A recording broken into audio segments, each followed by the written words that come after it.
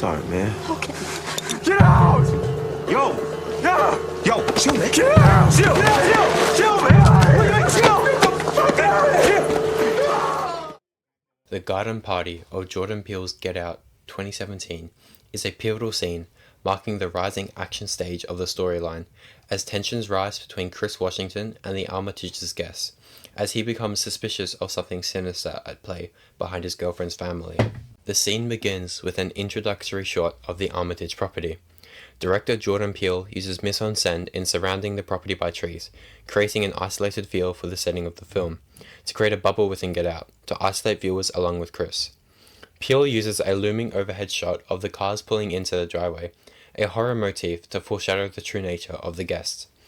Peele uses the high-key daylight to cast a shadow over Chris and Rose, played by Daniel Kaluuya and Allison Williams, giving the effect that they are a team and looking out for each other. As Chris and Rose meet the first guests, Peele uses a motif of unnerving harpstrings, used commonly throughout the film, to make audiences uncomfortable and anxious for what's about to happen. Oh look, it's the Greens. Gordon and Emily, this is Chris. Chris, this is Gordon and Emily Green. Chris, nice to meet you. Nice to meet you, Chris. Nice to meet you indeed. However, the strings begin light and playful. As the first guests discuss golf with Chris, he makes comments like, I do know Tiger. Allison Williams clearly acts skeptical and shocked at the comment, to show her allyship with Chris. It gets worse as Chris is visibly uncomfortable during the second lady's comments as she fills him up, and the dissonant chords continue to help the audience feel just as uneasy as Chris does. How handsome is he? Are you handsome?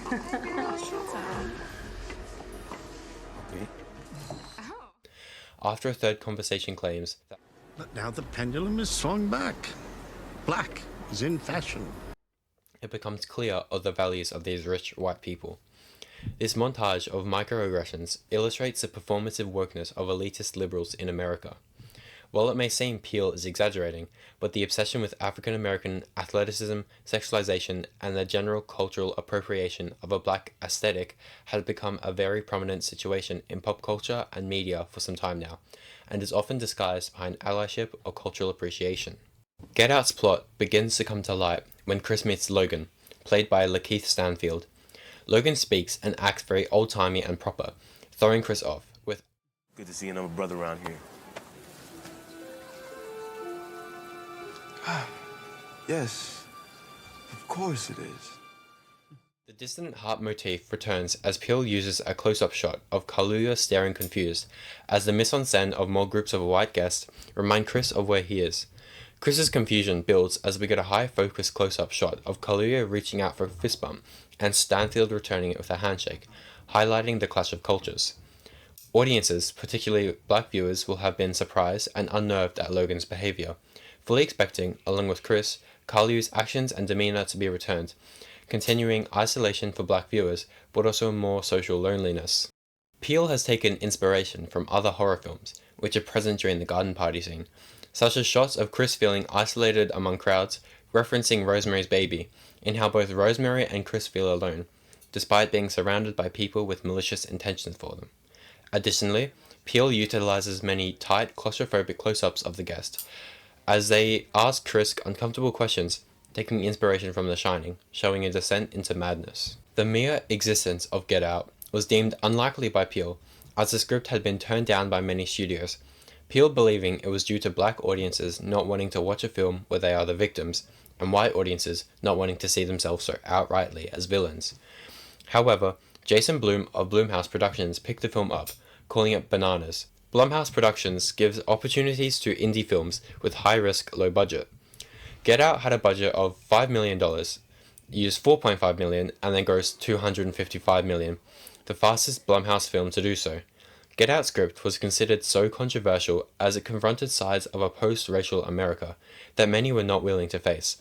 After all, 43% of Americans believe that the US had achieved racial equality, despite African Americans still facing higher unemployment rates, police violence, and a wage gap, according to the Pew Research Center. In reference to Get Out's sunken place, Peele stated, "No matter how hard we scream, the system silences us, bringing to light the incarceration rate for black people in America, 34% of them being in jail, despite only making up 13% of the US population. Peele brings this up in Get Out's resolution scene, when Kaluuya is on the ground with a dying Williams, when a police car arrives, illuminating Kaluuya's face with the red, white, and blue strobe lights, the colors of America, as he defeatedly raises his hands in surrender, already knowing his fate in spite of the truth.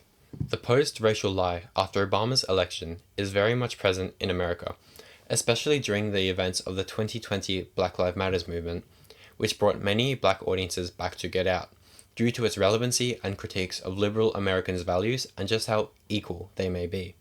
Obama said that the average black child is constrained by the invisible forces of structural racism, which is exemplified by Peele's critiques of racism and the perception of a post-racial America, which is represented through microaggressions. From these seemingly minor microaggressions through to actual body snatching, Peele has accurately illustrated and cinematically exaggerated the presence and effect of racism in modern America.